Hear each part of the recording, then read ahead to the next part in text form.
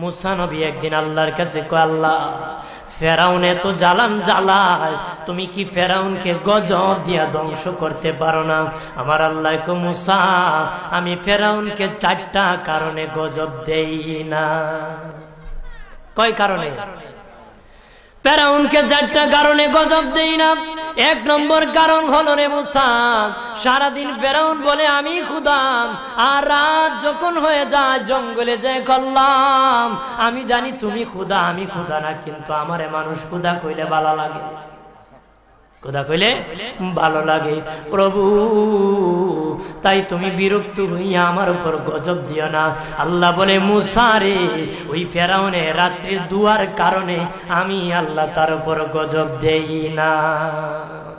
2 নম্বর কারণ হলো, আরে মুসা তোমার মুখে দাড়ি, ফেরাউনের মুখে দাড়ি, তোমার পরনে জুব্বা, ফেরাউনের পরনে জুব্বা, তোমার মাথায় পাগড়ি, ফেরাউনের মাথায় পাগড়ি। আমি যদি গজব দিই জুব্বার বেজ্জতি হবে, পাগড়ির বেজ্জতি হবে, দাড়ির বেজ্জতি হবে। মুসা রে ওই জুব্বার পাগড়ির ইজ্জত রক্ষার কারণে আমি আল্লাহ ফেরাউনকে গজব দেই না। 3 নম্বর কারণ হলো, আল্লাহ বলেন মুসা রে মুসা 3 নম্বর কারণ হলো, ফেরাউনের বাড়িতে একটা এতিমখানা আছে, প্রতিদিন দুপুর বেলায় এতিমরা ফেরাউনের বাড়িতে মেহমানদারি করে।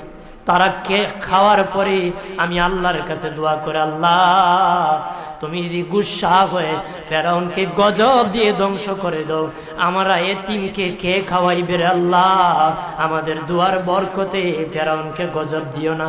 আল্লাহ বলে, মুসা রে এতিমের দুয়ার কারণে আমি আল্লাহ গজব দেই না। 4 নম্বর কারণ, আল্লাহ বলেন মুসা ফেরাউনের একটা মাছ বিদ্ধ, হাঁটতে পারে না, ফেরাউন নিজ হাতে নিয়ে গোসল করায়, নিজ হাতে মায়ের শরীরে তৈল লাগায় দেয়, নিজ হাতে ফেরাউন খাওয়ায় দেয়।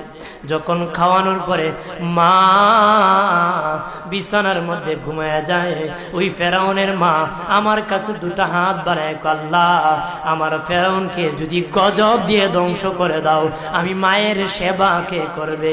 আল্লাহ বলেন, মুসা রে ফেরাউনের মায়ের দুয়ার কারণে আমি আল্লাহ গজব দেই না।